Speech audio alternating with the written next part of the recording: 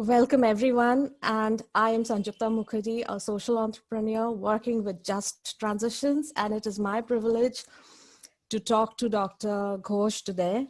Dr. Ghosh, thank you for taking time out of your busy schedule to enlighten us about the Boston Pledge initiative that took place on January 23rd, 2021 at 7:30 p.m. This year. Congratulations for adding a new chapter of hope in the history of South Asia. The topic of that conference was uncovering the hidden assets of South Asia to trigger bottom-up socio-economic surge. A very, very important and significant situation that we need to delve into. I find it my privilege to ask you a few questions regarding that particular event. So could you tell us what was the significance and occasion of this session? Thank you, Sanjukta. It's really an honor and a privilege to be with you and explore the event as it unfolded. But first, as you know, the Boston Pledge is celebrating its 20th anniversary this year. We had an amazing journey since its beginning in 2001. And that journey included serving people at the base of the pyramid in various parts of the world, particularly in India, in Bengal. We organized almost every 3-4 times every year, several workshops to serve the people at the base of the pyramid, empower them so that they could indeed become enterprising.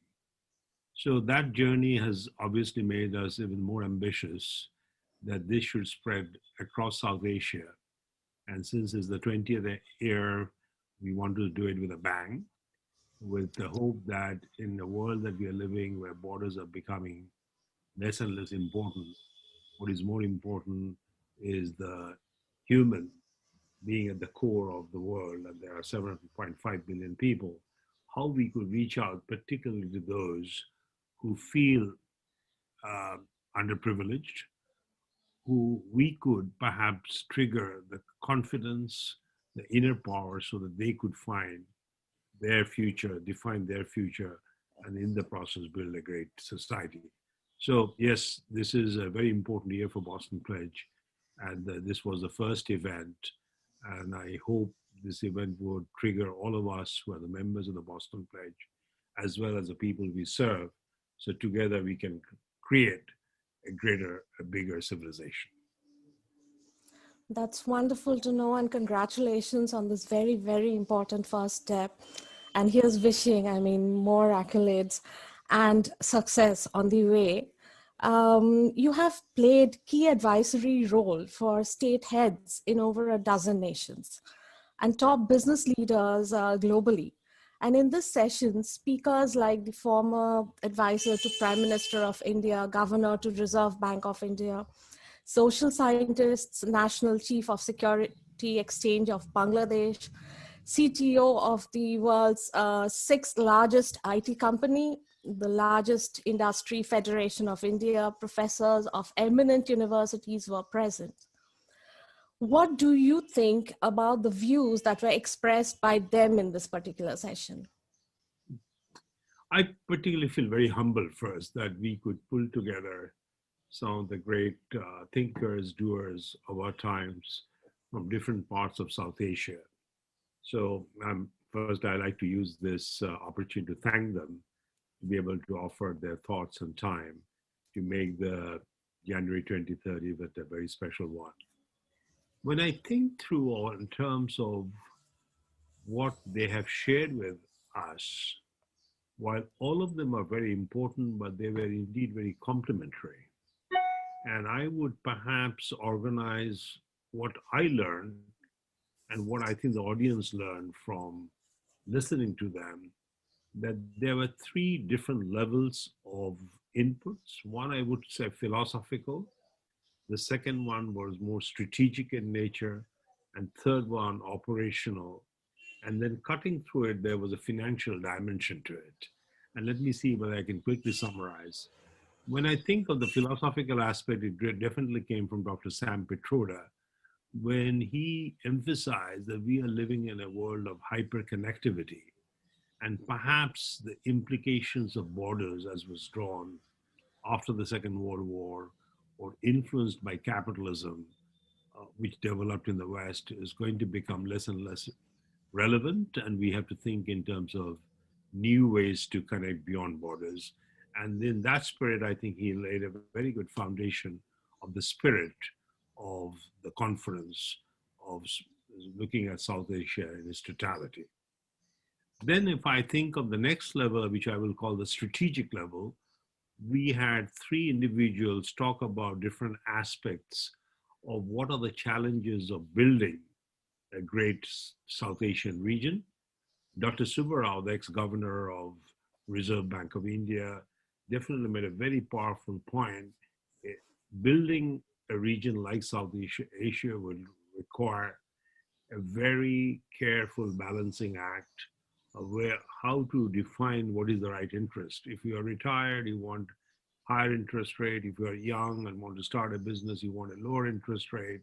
And if you are poor, you want free capital. If you are rich, you want to maximize the value of capital. And obviously in South Asia, given the nature of the diversity and the limited resources, managing monetary policy has to be done with a strategic mindset. Yet on one side, we have to be practical, yet we have to be transformational. I think that was brilliantly done by Dr. Subbarao.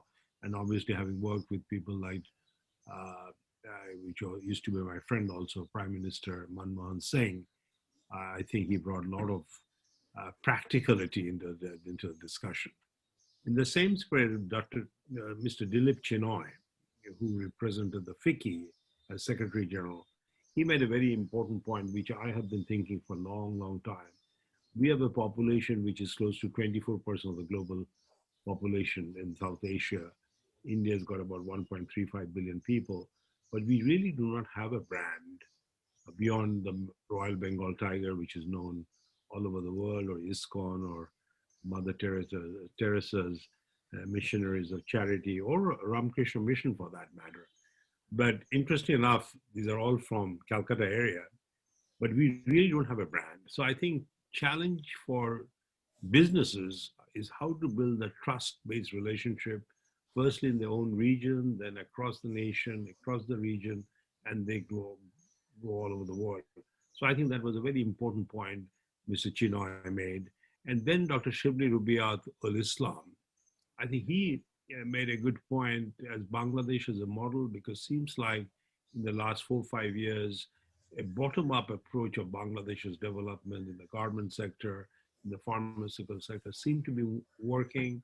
Then maybe thanks to uh, the work that has been done in the name of Grameen Bank, that is working. So obviously, he highlighted some of the good points in Bangladesh, which could perhaps be a source of inspiration for the rest of South Asia.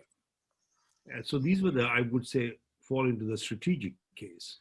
And then when I heard about Dr. Imran Saeed and Anjum Malik's presentation, I felt very positive that there are indeed some very interesting work, like Sanjukta, you are doing in Bengal, that there are specific initiatives in the area of education, which Imran Said talked about, or Anjum Malik is doing social entrepreneurship in Sindh, and he's talking about how both of them are impressed with the kind of people they're meeting and the nature of the work they're doing.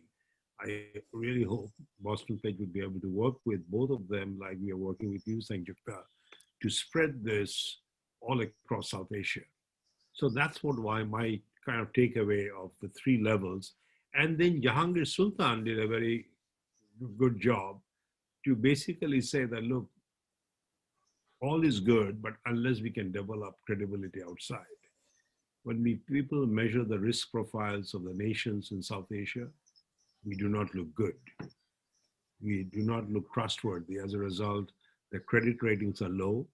As a result, the nature of investment that comes into the region is significantly lower. I know the numbers, particularly if you look at a per capita basis, is very low compared to the money that has gone to China the money that is going to Vietnam or many various parts of Africa. So this is how I would summarize that. Lot of very rich points were covered by various individuals who joined the Boston Pledge Conference.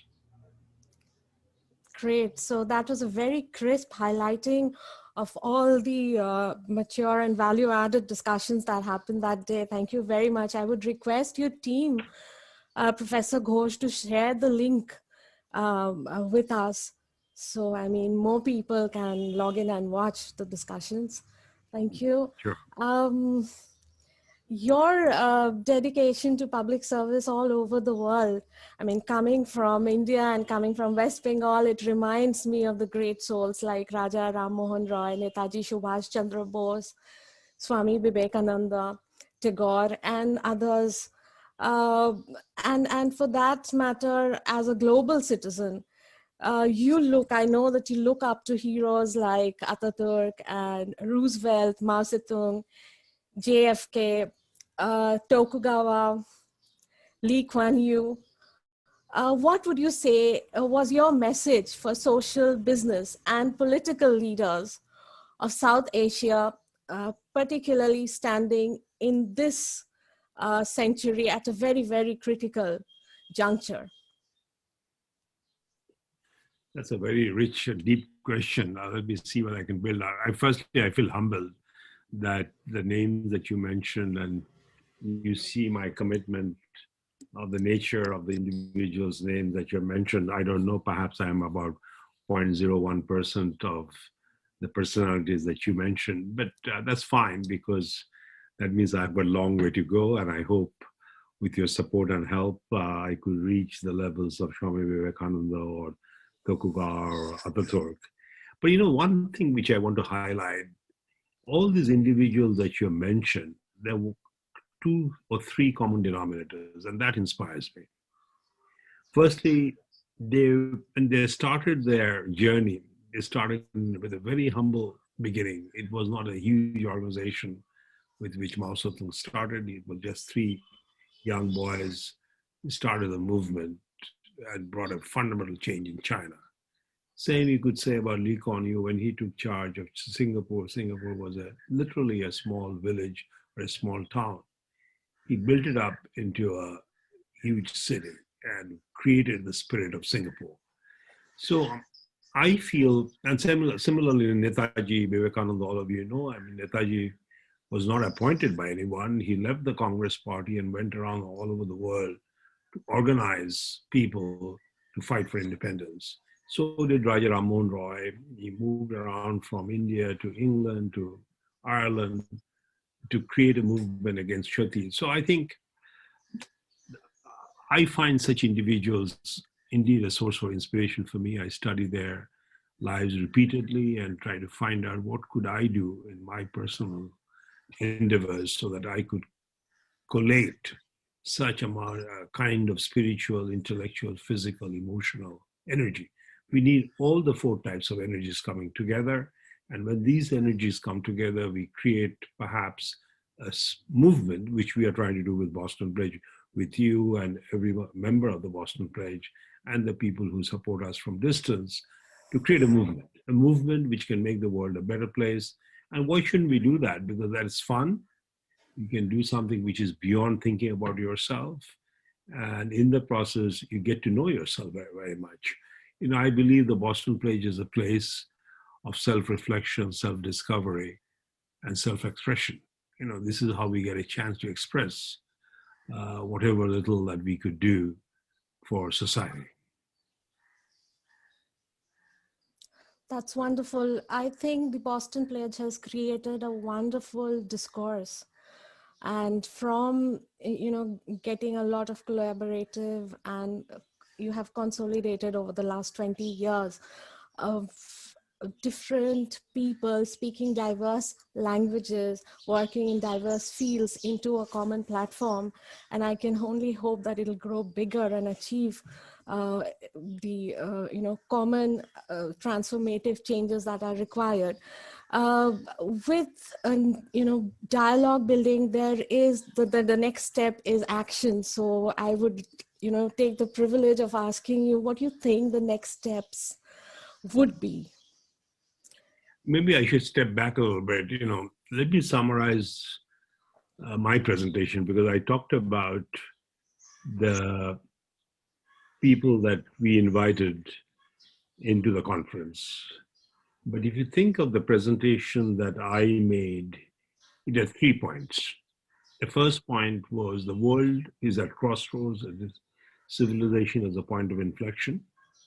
And in making that point, if you recall, I made the point that the geopolitical disorder taking place, the order that existed till about 1992 between USSR and the United States, the NATO, the triad, which is US, Europe, Japan, and there was OPEC. There was a uneasy but orderly tension, which we call the Cold War. But following 1992, things started breaking up. And if you look at the world today, there are a lot of different tensions. There's a tension between China and the US. Within Europe, there's a tension. Brexit is happening. There's a lot of tension in the Middle East, a lot of tension within Africa, a lot of tension in South China Sea, Korea, and then, of course, our neighbor in Myanmar, Rohingya crisis. So if you really think about it, the world is in a state of really turbulence, crisis. And then we see there's a challenge between capitalism and socialism. Both of them are not working. Globalism versus nationalism, autocracy versus democracy. So every dimension, there is a fundamental questioning taking place. So the one point I wanted to highlight, which I made in my presentation, the world is looking for a new direction. And could South Asia provide that direction? That was my first point. Yes. Because South Asia, after all, is a 7,000-year-old region, has a lot of different kinds of wisdom, culture, faith, thoughts, mathematics, science fermented. Now, I think the world is looking for a new kind of wisdom. Could South Asia come together to create that ferment which could become a model for the world? So that was my first point. Now, the second point I put up, as you know, that currently the way South Asia has performed, it is extremely weak. If you look in terms of Human Development Index, we are 130. India is 130, Pakistan is 145, Bangladesh is in 130s. That is unacceptable, whether you think from the point of view of sanitation, education, corruption, pollution. The region is not doing well. In fact, it is towards the lower end of the spectrum when you rank 184 countries. When you look at trade, this region has got negative trade balance. Now that is something all of you should be worried about, because when a country is poor, which means the wage rates are low, the businesses should be able to manufacture products which they can sell all over the world. But unfortunately, this part of the world buys more from outside than sells more. So trade balance is negative, and trade balance negative means that we do not earn our foreign reserves.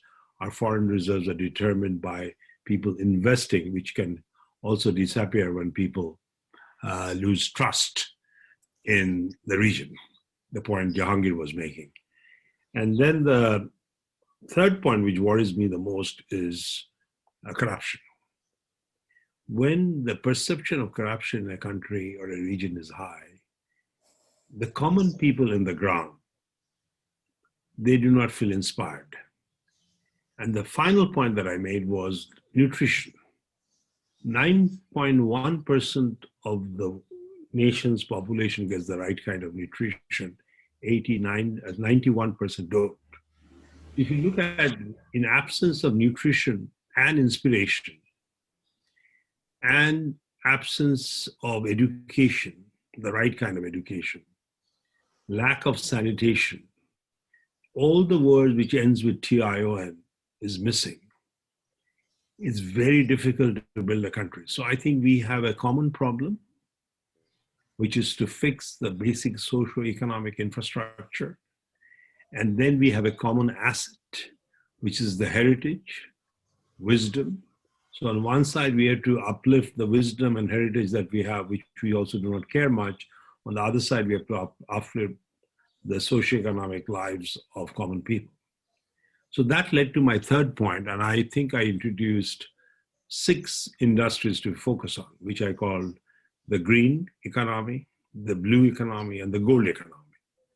Green is a revival of the agro with really a lot of romanticism into it, that we want to be the most productive part of the world in using our land. And why not? Because our population density is the highest, so we have to be very careful that our land is very dear, so we have to make much more out of our lands. We've got a lot of water, we are a peninsula, we have got ocean, aquaculture, mining in the water, sports. There are a lot of different things that we could develop using the waterways, the riverways, the canals, so that transportation becomes significantly more easier. And the final point also we made was the 2 other industries, what I call heritage systems engineering and human care engineering. So this way we are really taking care of people, not healthcare, but human care, so that indeed people lead a very healthy, meaningful lives. And the 6th industry we talked about, revival of the food and beverage industry, so that we could really change the diets of people in South Asia. Because 9.1% of the people get the right kind of nutrition and 91 doesn't, we have a serious problem. So that was kind of the summary of the presentation. So as you could see, the reason I talked about it, given the inputs that we received from the invited speakers and the presentation that I made, we have got a lot of work to do. So the next step is very straightforward. We would organize one initiative for each of these 6 cases within the Boston Bridge umbrella. And Sangyukta, obviously you are invited to join any one of them or all of them. One is, could we create a special initiative in the green economy, which we call, and we have got a project in Lakkikantapur, which our colleague Devinder would be involved. Could we create a project in the blue economy, which is, what could we do more with our waters? Water is a tremendous resource, particularly in Bengal, in Punjab, in different parts of India. We have water. On the other side, we are very poor in managing rivers. As you know, the river Jamuna is drying up. So I think we have got a lot of work to do in water management. And then we will do a project on gold management, which is solar energy. So that again, we want to do a project in Lakkikantapur, create a village which runs only on solar, and then we can franchise this model. So these are the next steps we have in mind. And then we'll do in this year a few more projects, like Anjum and Devinder will organize a project specifically, and maybe Sanjuda, you should join that one, is on social entrepreneurship, how to promote more social entrepreneurship. We'll talk about Willflow, we'll talk about some other companies and see how they could be made world-class companies. So that's the long answer to your short question, but I thought it's important that we bring it all together into one construct. Wonderful vision board, linking to the past, looking at the synergies that existed in Asia, and bringing it forward to this, age of disruption, and then finally a vision of a stronger unification. I thought it was wonderful, and from all of the people from this part of the world, of a great, great wishes for envisioning and creating on the ground what you spoke about. All the best wishes. And with that, I would like to thank you once again for taking time out of your very busy schedule and having this discussion with me. Thank you, Professor Ghosh. Thank you very much. Thank you very much. Thank you. My privilege. Thank you.